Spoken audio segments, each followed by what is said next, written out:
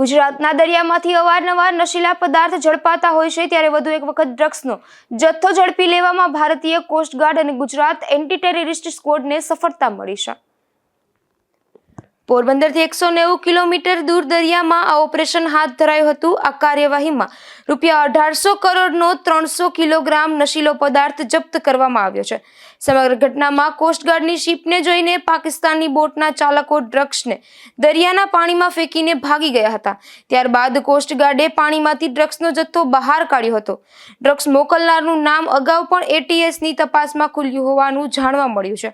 આ અંગે માહિતી આપતા ગુજરાત એટીએસના ડીઆઈજી સુનિલ જોશીએ જણાવ્યું હતું કે ગુજરાત એટીએસને એક ખાનગી બાતમીદારથી માહિતી મળી હતી કે પાકિસ્તાનનો ફિદા નામનો ડ્રગ્સ માફિયા 400 કિલો જેટલો ગેરકાયદેસર માફક પદાર્થ પાકિસ્તાનની ફિશિંગ બોટમાં ભરી 12 એપ્રિલે સાંજે 8 વાગ્યાથી 13 એપ્રિલના સવારે 4 વાગ્યા દરમિયાન પોરબંદરના નજીક દરિયાના ગુજરાતના દરિયાકાંઠે ઠલવવાનો છે, જ્યાંથી ચેનલ નંબર 39 પર પોતાની કોલ સાઇન રમીઝના નામથી તમિલનાડુની કોઈ બોટનો સાદિકના નામે બોલાવી તમામ ડ્રગ્સને તમિલનાડુ મોકલવાનો છે.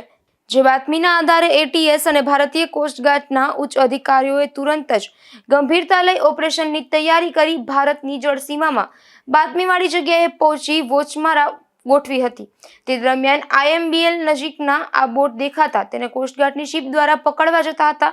ત્યારે બોટ પર રહેલા ઈસમોએ બ્લુ રંગના ડ્રગ્સ દરિયામાં ફેંકી દીધા હતા તથા ઝડપથી આગળ વધવા ગયા હતા અને કોસ્ટગાર્ડે આ પાકિસ્તાની બોટનો પીછો કર્યો હતો, પરંતુ આ પાકિસ્તાનની બોટ આઈએમબીએલ ઓળંગી નાસી ગઈ હતી. ત્યારે દરિયામાં નાખેલા તમામ ડ્રગ્સ રિકવર કરવામાં આવ્યા હતા.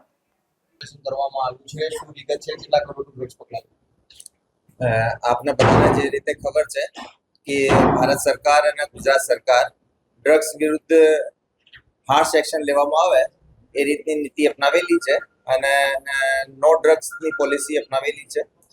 આ સંદર્ભમાં ગુજરાત એટીએસ જુદી જુદી એજન્સીઓ સાથે મળીને લાસ્ટ ઘણા બધા વર્ષોથી ઘણા મોટા ઓપરેશન્સ કર્યા છે. આ જ સિક્વન્સમાં અમે કન્ટિન્યુઅસ પ્રયાસરત છીએ. રિસેન્ટના કેસની અંદર એટીએસના પોલીસ ઇન્સ્પેક્ટર જેએમ પટેલને લાસ્ટ 10 તારીખે એક બાતમી મળી હતી કે પાકિસ્તાનનો રહેવાસી ફિદા નામનો એક જે સ્મગલર છે એ સ્મગલર દ્વારા લગભગ 400 કેજી ડ્રગ્સની હેરફેર પોરબંદરની સામે આઈએમબીએલની અંદર થવાની છે. આ જે હેરફેર છે આ બોટ લેવાવાળી બોટ એક તમિલનાડુથી આવનાર છે અને જે ડ્રગ્સનો જથ્થો છે એ નીચે તમિલનાડુ લઈ જવાના છે. આ ઇન્ફોર્મેશનની ગ્રેવિટી જોતા અમે આ ઇન્ફોર્મેશન અહીંયા પ્રોસેસ કરી. આ ઇન્ફોર્મેશન ઇન્ડિયન કોસ્ટગાર્ડ જોડે શેર કરવામાં આવેલી અને કોસ્ટગાર્ડ જોડે મળીને એક જોઈન્ટ ઓપરેશન અમે પૂરો પાડ્યો. બાતમીવાળી જગ્યાએ પર જ્યારે અમે પહોંચ્યા તો એ જગ્યા ઉપર કોસ્ટગાર્ડના શિપના રાડાર ઉપર એક બોટ દેખાણી. આ જે લોકેશન હતી એ આ ભારતીય સીમામાં આઈએમબીએલથી લગભગ 2 માઇલ અંદર હતી. આ જે પાકિસ્તાની ફિશિંગ બોટ હતી આ બોટ કોસ્ટગાર્ડના શિપને પણ થોડીક દૂરીથી જોઈ ગઈ અને એવી સ્થિતિમાં જે સ્ટેન્ડર્ડ આ લોકોનું રિએક્શન હોય છે એ લોકો માલ ફેંકી દે છે અને ભાગવા માંડે છે.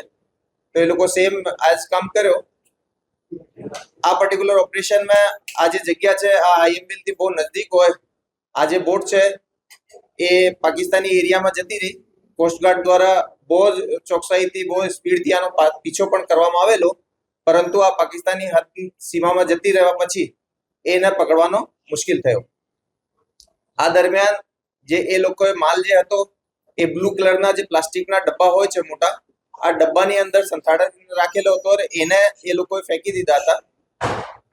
એ જે બ્લુ કલરના ડબ્બાની મિકેનિઝમ આ રીતે કરી હતી કે એક સાઈડનો એ લોકો જે ઢક્કન છે થોડું કાપીને એમાં મેટલની વાયર્સથી એને સી દે છે તાકી આ ફ્લોટ કરે, ડૂબે નહીં અને રિકવર કરવાનો હોય તો એ લોકો પણ ફરીથી રિકવર કરી શકે. આ બોટ ભાગ્યા પછી કોસ્ટગાર્ડ દ્વારા એ જે મટીરિયલ છે એ રિકવર કરવામાં આવેલો અને લગભગ 311 પેકેટ્સ રિકવર કરવામાં આવેલા. આમાં અંદાજિત 311 કેજી મેથેમ્ફેટામાઇન થવાનો અમને પ્રાઇમા ફેસી લાગી રહ્યો છે, જેની આંતરરાષ્ટ્રીય માર્કેટની જે સ્ટ્રીટ લેવલ વેલ્યુ હોય છે એ લગભગ 1800 કરોડ થાય છે. આ સાથે સાથે એક એક્સ્ટ્રા ફેક્ટ આ બતાવવા માંગુ છું કે લાસ્ટ 2018 થી આપણે જમીનમાં કન્ટેનર મારફતે અને દરિયાઈ માર્ગથી ફિશિંગ બોટ્સ મારફતે જેટલા પણ કેસીસ કર્યા છે, આ કેસમાં ફક્ત જે દરિયાઈ માર્ગે, કારણ કે આ જે કેસ છે એ પણ ફિશિંગ બોટ મારફતે આવતો હતો, તો એને એક આંકડો આપવા માંગુ છું કે અમે આ દરમિયાન લગભગ 20 કેસીસ કર્યા છે, જેમાં લગભગ 5454 કેજી જુદા જુદા ડ્રગ્સનો સીઝર કર્યો છે, જેની કિંમત 10,277 કરોડ રૂપિયા થાય છે. એમાં ટોટલ 163 આરોપીઓ પકડ્યા છે, જેમાં 77 પાકિસ્તાની, 34 ઈરાની, 4 અફઘાની, 2 નાઇજીરિયન અને 46 ઇન્ડિયન આરોપીઓ પણ પકડાયેલા છે. Thank you. સર, આજે ત્રાસવાદી જે કરાચીમાં જેનું નામ તેના વિશે આપણને માહિતી મળી, એ ગેંગ વિશે તમે થોડું ઇલોબરેટ કરો ને. આ જે ન્યુ વન એ લોકો સતત આઉટ કરી રહ્યા. આ પર્ટિક્યુલર જે ફિદા છે એ આપને ખ્યાલ હશે કે લાસ્ટ યર પણ એક 173 કેજી હશીશનો એક કેસ આપણે થયો હતો, તો એ કેસમાં પણ એ જ આરોપીનું નામ ખુલ્યો હતો.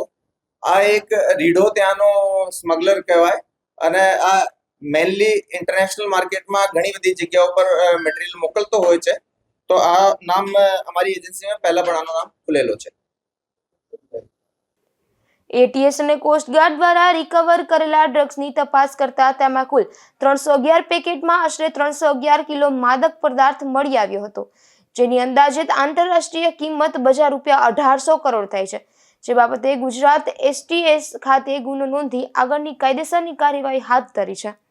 નિપુલ પોપટ સાથે અશોક થાનકી, ગુજરાત ન્યૂઝ, પોરબંદર.